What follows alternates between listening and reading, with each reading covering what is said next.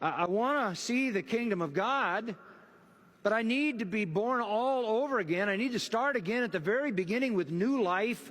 I can't do that. How does it happen?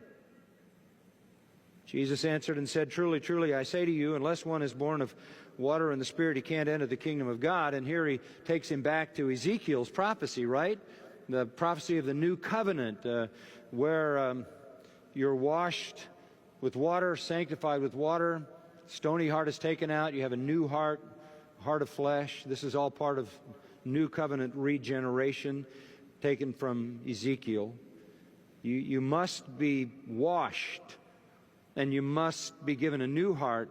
And then Ezekiel talks about the Spirit being planted in you. So he talks to Nicodemus. First he talks in analogical terms, then he talks in scriptural terms. You're talking about the new covenant, aren't you? You're talking about the time in the purposes of God when by His own power He removes the heart of stone and gives you a heart of flesh. When by His own power He washes you and cleanses you. When by His own power He plants His Spirit within you, aren't you? Of course, that's exactly what He's talking about. And unless that happens, you can't enter into the kingdom of God.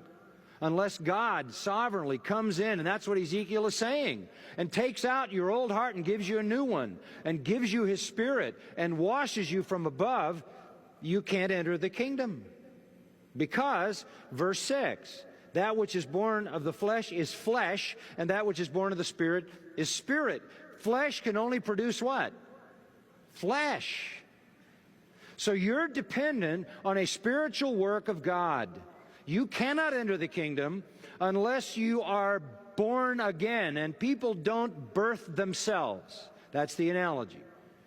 You can't enter the kingdom of God unless God in divine sovereign power comes into your life and totally transforms it. All you can produce is flesh, flesh, flesh, flesh. So you shouldn't be surprised that I say to you, you must be born again. Born from above is the actual Greek. Anathen. Born from above. Born from above.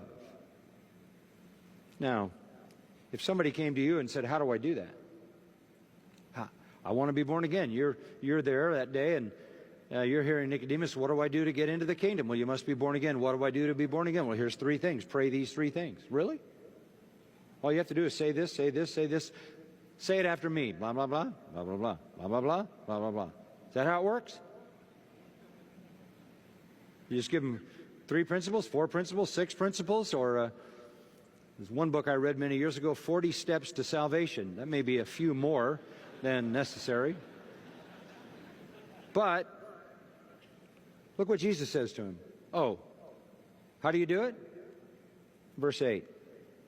The wind, or the Spirit, pneuma, the Spirit blows where He wills. What? What kind of an answer is that? If a guy comes to you and says, what do I do to enter the kingdom of God? You must be born again. You must be born from above, because all you can do is flesh. You have to have power from on high. God has to come down and give you a new heart and wash you and plant His Spirit in you. Well, how do I do that? The Spirit blows where it wills. You hear the sound of it. You don't know where it comes from. You don't know where it's going. So is everyone born of the Spirit. What? What do I do? Nothing at this moment. If the desire of your heart is for the kingdom, God will respond. But this is a divine miracle. This is a divine miracle. These are the words of Jesus. Jesus didn't give them 3 things to pray, 3 simple steps. He said, this is a divine miracle.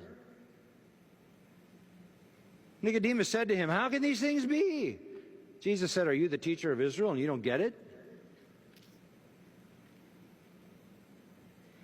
Now, we got a lot of people today who don't get it.